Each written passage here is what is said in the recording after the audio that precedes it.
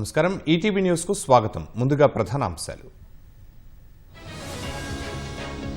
దాదాపు 300 జిల్లాల్లో రేపు మాక్ డ్రిల్స్ రాష్ట్రాలతో కేంద్ర హోంశాఖ సమీక్ష దేశవ్యాప్తంగా మాక్ డ్రిల్స్ కు రిహార్సల్స్ ప్రజలకు అవగాహన కల్పించిన సిబ్బంది